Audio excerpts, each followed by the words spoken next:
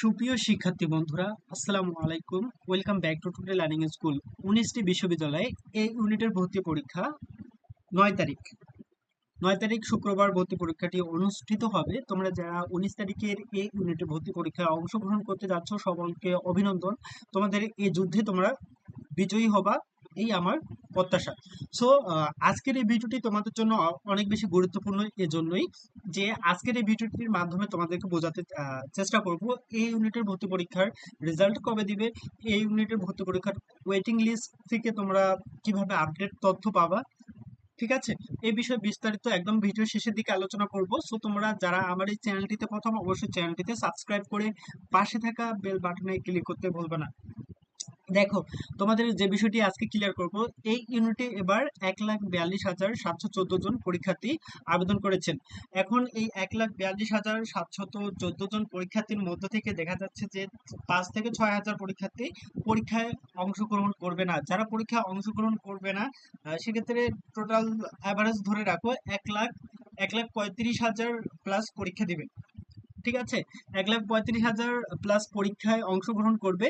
এই 1,35,000-এই তোমরা সৈনিকের মধ্যে থেকে তোমাদের এখন যুদ্ধ শুরু হবে শুক্রবার, এবং রেজাল্ট কবে পাবলিশ হবে এই বিষয়টি তোমাদেরকে ক্লিয়ার করার চেষ্টা করব।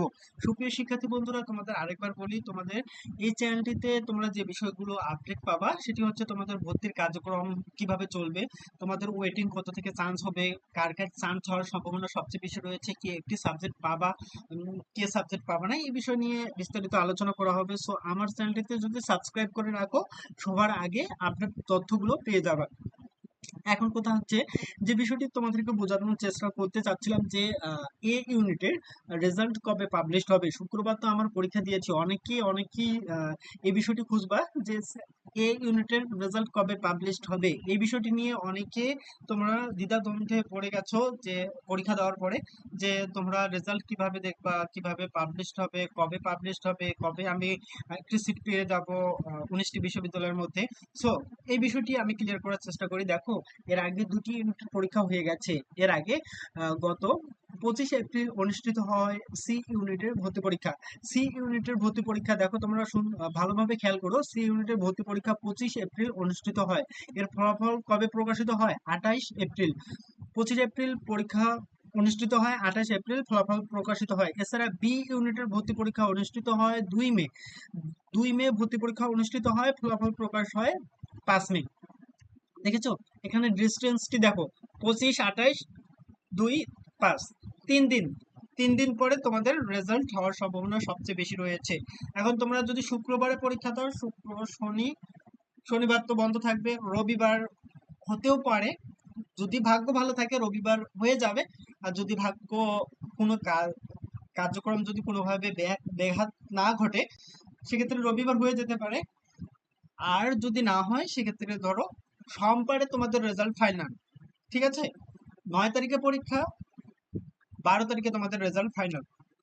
আমি একটা প্রেডিকশন করছি যে 12 তারিখে তোমাদের রেজাল্ট হয়ে যাবে। আমি আসলে কোনো পাবলিক ভার্সিটির কোনো অথরাইজ সেক্টর থেকে বলছি না যে তোমাদের একটা নির্দিষ্ট ডেট দিব যে এই ডেটেই তোমাদের রেজাল্ট হয়ে যাবে। আমি প্রেডিকশন করছি গত দুইটি রেজাল্ট থেকে। সো তোমরা যারা এই ইউনিটে পরীক্ষা দিয়েছো, তোমরা ধরে রাখো তোমাদের রেজাল্ট 12 তারিখে পাবলিশড হবে। পাবলিশড হলেই তোমরা তোমাদের রেজাল্ট জানতে পারবা।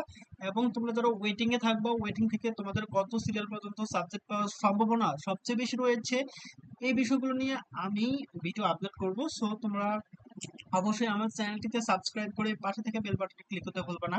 আর এই ভিডিওটি শুরু থেকে শেষ পর্যন্ত যারা দেখেছো, অসংখ্য অসংখ্য ধন্যবাদ। ভালো থাকবে সবাই।